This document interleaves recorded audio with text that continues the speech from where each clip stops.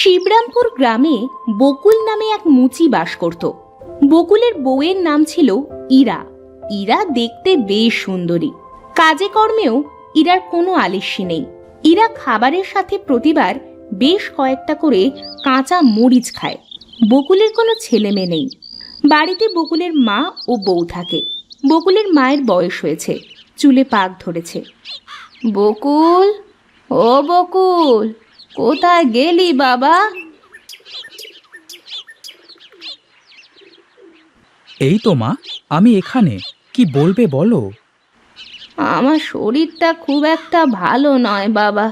বাজার থেকে ফেরার পথে আমার ওষুধ কটা নিয়ে আসিস তো। ঠিক আছে মা, তুমি কিচ্ছুটি চিন্তা করো না, আমি ঠিক নিয়ে আসবো। হ্যাঁ, আমি সেটা জানি। তুই ওষুধ আনবি। আমি যাই, দেখি গোপালদের বাড়ি থেকে একটু বেরিয়ে আসি।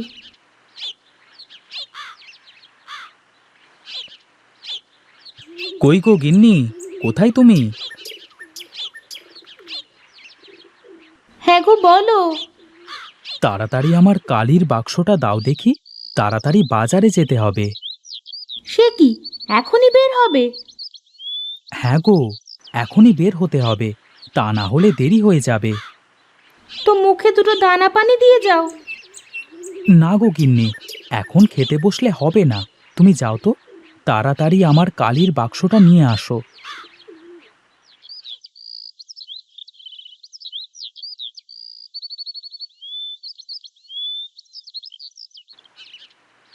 ঠিক আছে গিন্নি, আমি চললুম।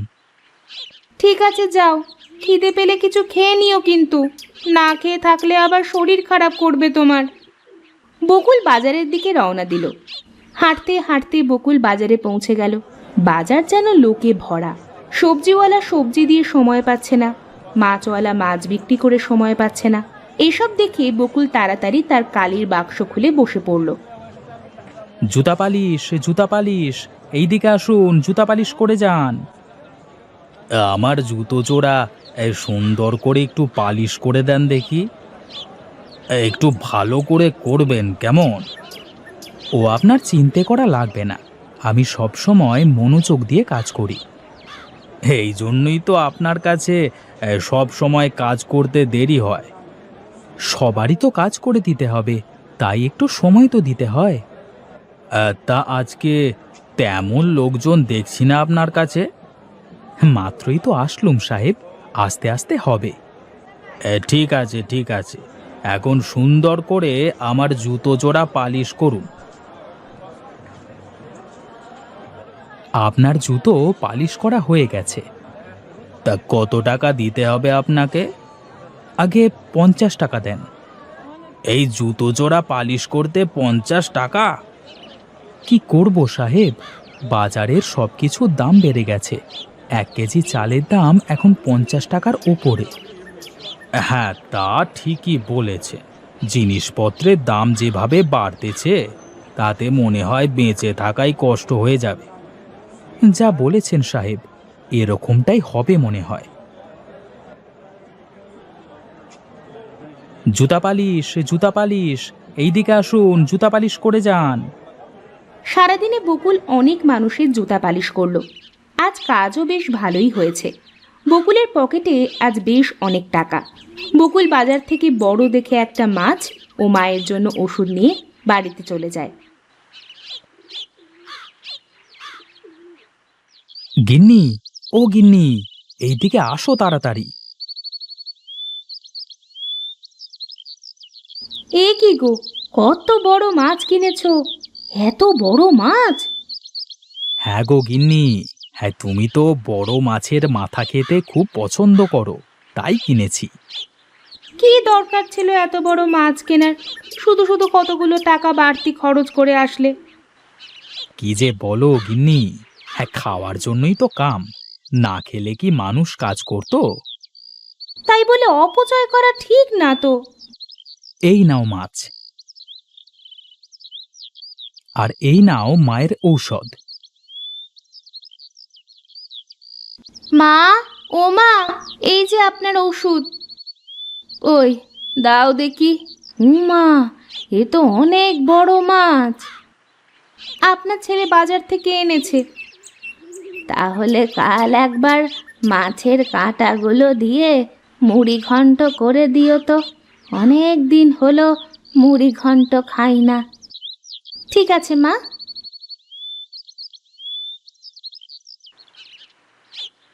ইরা রান্না করতে করতে রান্নায় ঝাল চাকতে থাকে। ইরা বকুল ও তার মায়ের কথা ভুলে গিয়ে তরকারিতে বেশি করে ঝাল দিতে থাকে। রান্না শেষ করে ইরা বকুল ও তার মাকে খেতে দেয়। বকুল ও তার মা খাবার মুখে নিয়েই তা ফেলে দেয়। ওয়াক, থু থু। এ কি করেছো গিন্নি? ঝালে যে মুখ জ্বলে যাচ্ছে। ওরে বাপরে! হ্যাঁ, তো ঝাল দিয়ে কি কেউ তরকারি রান্না করে বৌমা? আসলে মা, কিভাবে যে এত মরিচ হলো আমি নিজেও বুঝতে পারিনি। এখন একা একা বসে বসে তুমি খেতে থাকো, চত্ব সব।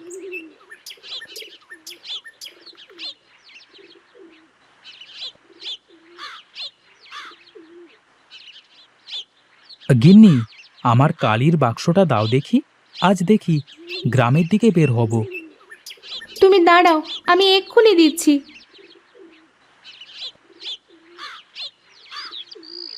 পালিশ লাগবে নাকি? পালিশ, জুতা পালিশ, জুতা পালিশ। এই বকুলদা, এই শোনো শোনো, আমার জুতো জোড়া একটু কালি করে দিয়ে যাও দেখি। ঠিক আছে, নিয়ে আসো।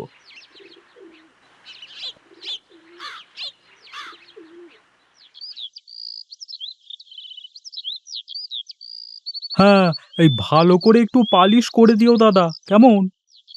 হ্যাঁ, ভালো করেই তো পালিশ করে দিই গো। গতবার কালি করে এনেছি, মাত্র 3 দিন হলো, এরই মধ্যে আবার কালি করা লাগছে। তাও তো তোমাকে গ্রামের মধ্যেই পেয়ে গেলাম বলে বাঁচা। ঠিক আছে, আমি ভালো করে পালিশ করে দিচ্ছি।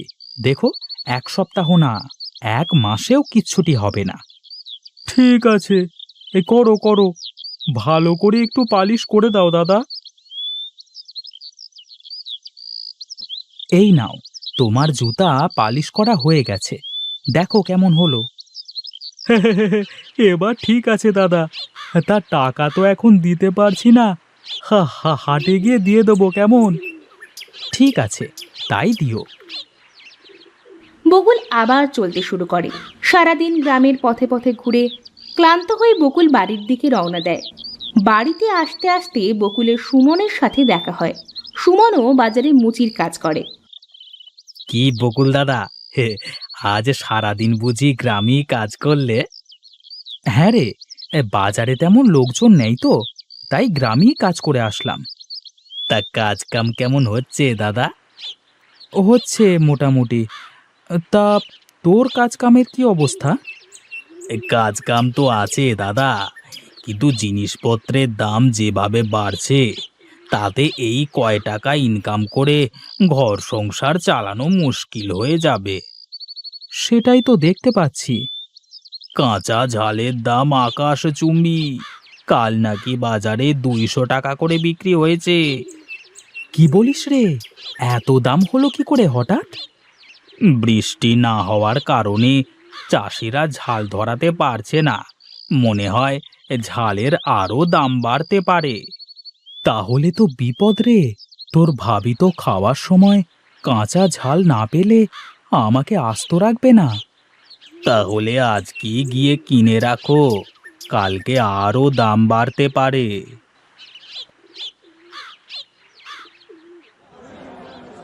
আমাকে 1 কেজি কাঁচা ঝাল দেন তো দেখি। ঝালের কেজি 200 টাকা বকুল মিয়া। ঠিক আছে, আমাকে 1 কেজি দেন।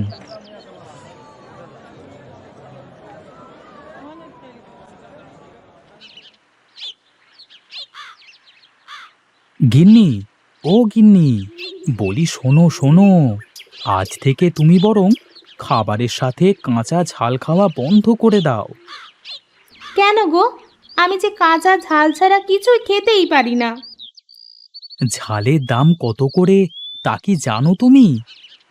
ঝালের দাম কত তা জেনে আমি কি করব? আমার কাঁচা ঝাল চাই চাই। এই নাও, এখানে 1 কেজি কাঁচা ঝাল আছে, তোমার জন্য এনেছি, 200 টাকা কেজি। এত দাম কি করে হলো? সামনে আরও বেশি হতে পারে, তাই বলছি ঝাল খাওয়া বন্ধ করে দাও। ইরা ঝালগুলো নিয়ে ঘরে চলে যায়। কিছুদিনের মধ্যে কাঁচা ঝাল 1000 টাকা কেজি হয়ে যায়। বকুল সারাদিন কাজ করে যে টাকা পায় তাতে করে 1 কেজি ঝালের 1/4 কিনতে গিয়েই বকুলের সব টাকা শেষ হয়ে যাবে। তাই বকুল ঝাল কেনা বন্ধ করে দিল। ইরা কাঁচা ঝাল খেতে না পেরে বকুলকে ছেড়ে চলে গেল। বকুল একা হয়ে পড়ল। এভাবেই তার দিন চলতে থাকলো।